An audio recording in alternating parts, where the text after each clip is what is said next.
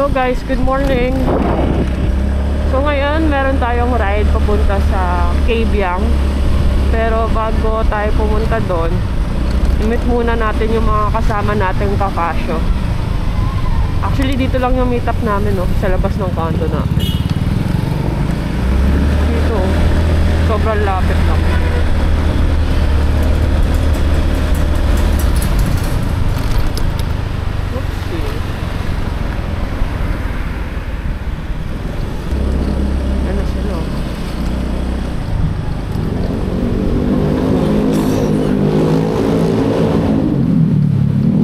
Sobrang layo ko eh. Tayong officer ah. Oo, diba? Dito lang sa right na tayo.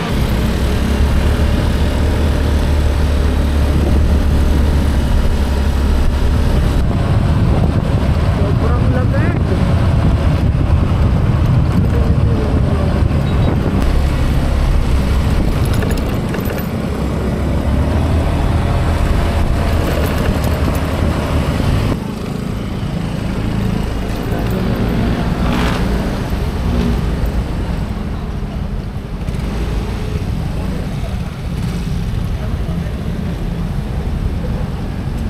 Medyo madami-dami kami ngayong mag-ride.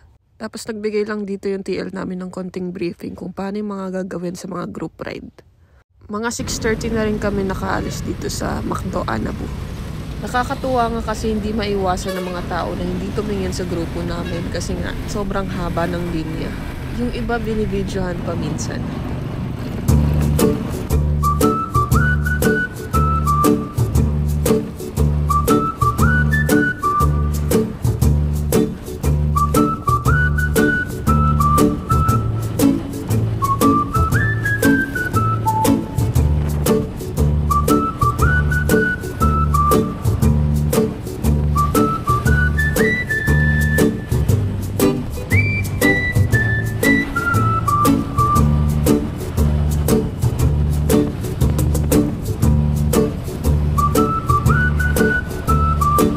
Guys, huminto lang kami saglit kasi hinintay namin yung mga iba naming kasama na naiwan. Medyo malapit-lapit na kami dito at marami na rin kurbado.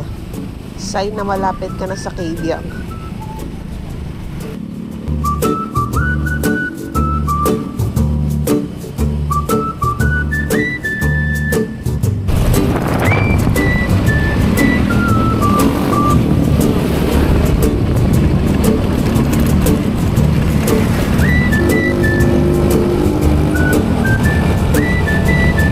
Marami din kaming nakakasabay na siklista na umakyat ng Kabyang.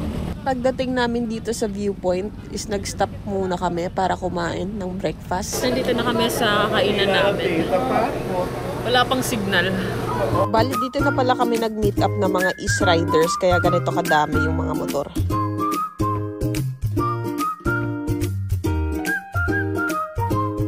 So, nakarating na ang ating food. Guys, ayan, kakatas ko lang kumain. And ikot ko lang ulit yung attendance namin.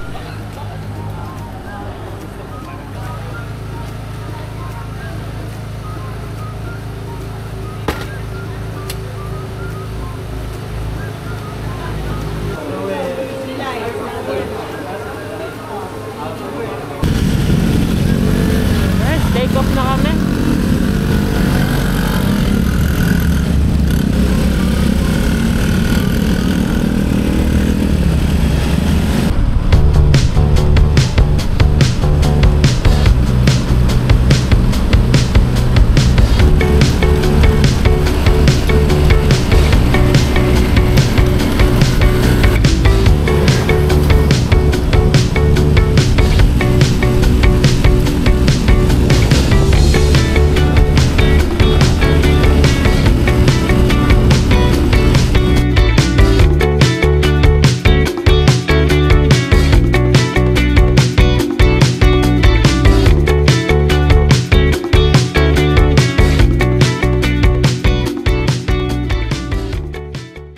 Guys, nandito na kami sa may Kabyang.